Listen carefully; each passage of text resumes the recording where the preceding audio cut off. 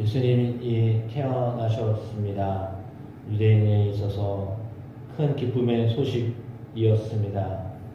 그럼에도 불구하고 예수님은 결코 기쁨 가운데 계실 수가 없었습니다. 왜냐하면 본문에도 나와 있는 것처럼 예수님을 죽이고자 하는 헤롯의 마음 때문이었습니다. 예수님이 언제 태어났는지를 자세히 알기를 원했고 물었던 헤롯, 그는 동방 박사들을 기다렸지만 동방 박사들은 꿈에 헤롯에게로 돌아가지 말아라 라고 하는 지시하심을 받고 본국으로 그냥 돌아갔습니다. 그 사실을 뒤늦게 알았습니다. 안전하게 애국으로 피신한 후에야 알게 되었습니다. 그리하여 요셉에게 꿈으로 나타나시고 또한 애국으로 피하라고 말씀하셨던 하나님, 그 하나님은 오늘 헤롯이 예수님을 죽이려고 한 것에 대하여서 어떻게 반응하게 하셨나 하면 계속하여 요셉에게 꿈으로 보여주셨습니다. 꿈이라고 하는 것이 때로는 하나님이 말씀하시는 통로가 되기도 한다라고 하는 것을 우리에게 알려주고 있습니다. 그래서 어떤 분들은 꿈을 많이 꾸기도 하십니다. 어떤 분은 꿈을 잘 꾸지도 않습니다. 사람에 따라서 하나님이 말씀하시는 통로가 다르기 때문에 그렇습니다. 아마도 요셉의 경우에는 말씀을 잘 알고 있었다라고 한다면 말씀으로 이렇게 인도하셨을 것 같습니다. 그런데 그렇지 않은 것 같습니다. 왜냐하면 꿈으로 자꾸 말씀하셨다라고 하는 걸 보면 말씀을 많이 알았다기보다는 그가 일상 속에서 이렇게 특별한 어떤 꿈을 통하여서 인도를 받았던 그 경험들이 많았던 사람이라는 것을 알 수 있습니다.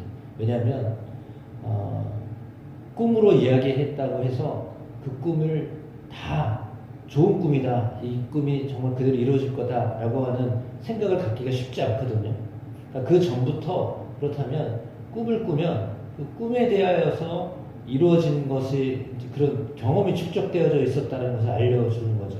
그러니까 그 전에도 요셉은 꿈이 어떤 그 길을 자기의 인생의 길을 알려주는 통로다라고 하는 어떤 경험치가 있었기 때문에 주의 사자가 나타나서 또 말씀하실 때에도 그냥 그것을 이렇게 받아들일 수 있는 상황이 된 겁니다.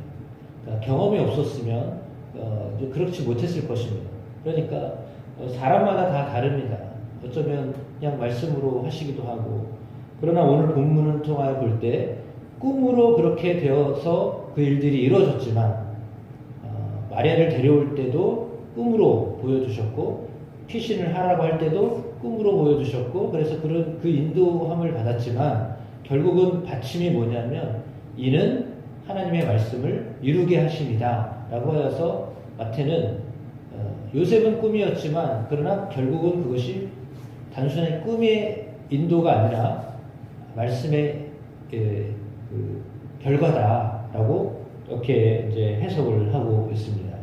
그러니까 그 전부터 하나님이 가지고 계셨던 계획이 요셉을 통해서는 꿈으로 나타나셨고, 그리고 그것을 또한 이루셨다라고 하는 것이 오늘 본문을 통해 우리에게 알게 되는 것입니다. 그래서 애국으로부터 내 아들을 불렀다라고 하는 이 말씀을 이루기 위하여 하나님이 피신을 가게 하셨다라고 말씀하고 있습니다. 예수님도 태어나자마자 축하를 받았던 것이 아니라 피난을 가셔야 되는 고난길을 가셨습니다. 피난길을 떠나셨습니다. 그리고 소식이 들리는데 그 뒤에 헤롯이 보낸 사람들에 의하여서 그 인근 지방에 있었던 사내 아이들이 2살 아래부터 그 아래로 다 죽임을 당했다라고 하는 슬픔의 소식. 그래서 예수님이 오셨는데 그 예수님의 소식은 사람들에게서는 결코 기쁨의 소식이 아니라 슬픔의 소식으로 그렇게 받아들이도록 했다라고 하는 것이 참 의아한 사건입니다. 반드시 기쁨의 소식이어서 즐거움을 함께 나눠야 되는 것인데, 그럼에도 불구하고 그 소식이 세상에는 어떤 소식을 들렸다고요? 슬픔의 소식을 들렸습니다. 정반대의 소식으로 들렸습니다. 그러니 뭐 예수님이 오셨다라고 하는 것을 그들이 그다지 그렇게 기쁘게 받아들일 만한 어떤 것이 되지 못한다라고 하는 것을 알 수 있습니다. 그러니까 어떤 사람에게는 예수님의 오심이 기쁨이나 어떤 사람에게는 예수님의 오심이 슬픔의 소식이 될 수도 있습니다. 누구의 이야기였는지 정확하게 기억이 안 나는데, 예수를 믿기 시작하니까 이제 우리 집안 큰일 났다, 거덜나게 생겼구나, 그렇게 얘기하는 분이 있었다고 했습니다. 그러니까 모르니까요. 왜 예수를 믿는지를 모르니까 예수 믿으면 이제 큰일 나는 거구나, 이렇게 생각하는 사람도 있습니다. 그럼 그분에게는 예수를 믿었다라고 하는 것이요, 슬픔의 소식입니다. 고통의 소식입니다. 왜 영접하지 않은 상황은 그런 슬픔과 고통의 소식입니다.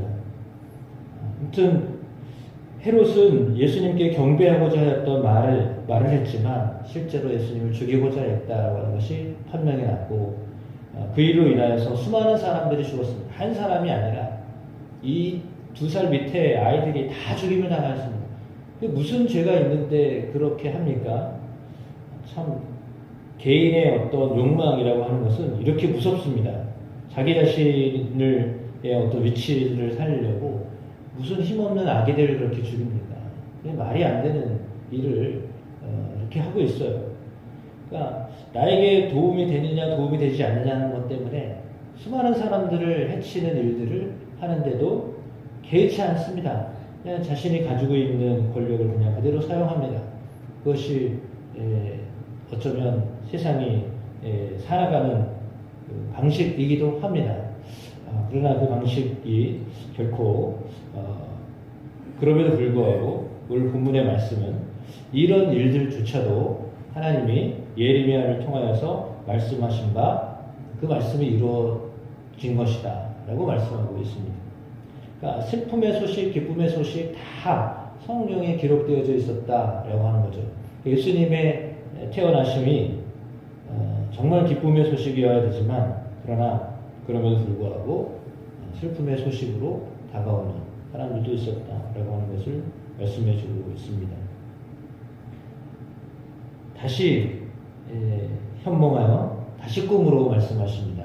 현몽하여 이르되 일어나 아기와 그의 어머니를 데리고 이스라엘 땅으로 가라. 아기의 목숨을 찾던 자들이 죽었느니라 라고 하였습니다. 이 말을 듣고 일어나서 아기와 어머니와 함께 이스라엘 땅으로 돌아갔습니다. 이미 애굽에서 떠나서 들어왔는데 헤롯의 아들이 왕이 되었다라고 하는 소식을 듣습니다. 그래서 베들레헴이 아니라 나사렛으로 가게 됩니다. 나사렛 가서 살게 되는데, 이는 선지자로 하신 말씀에 나사렛 사람이라 칭하리라 하심을 이루려 함이니라 라고 했습니다. 그러니까 계속 요셉에게 나타나서 하시는 하나님의 방법은 꿈을 통하여 말씀하시는 거였고, 그 꿈은 하나님이 말씀하셨던 그 말씀을 이루게 하는 통로가 되었다라고 하는 것입니다.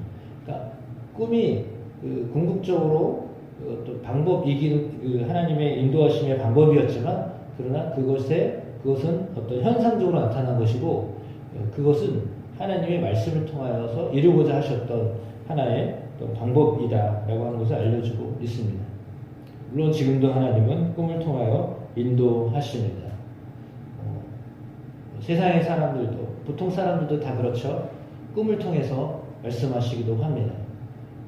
믿지 않는 사람도 오늘 꿈자리가 좋다, 꿈자리가 나쁘다, 뭐 이렇게 이야기하면서 꿈으로 이야기하는 것을 요즘 종종 듣기도 합니다.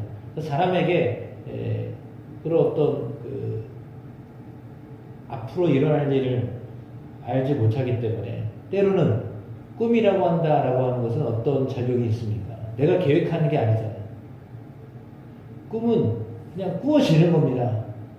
내 생각 속에 심어주는 거죠. 생각 속에 심어주는 것인데, 그 자기가 계획해서 꾸는 꿈이 아니잖아요.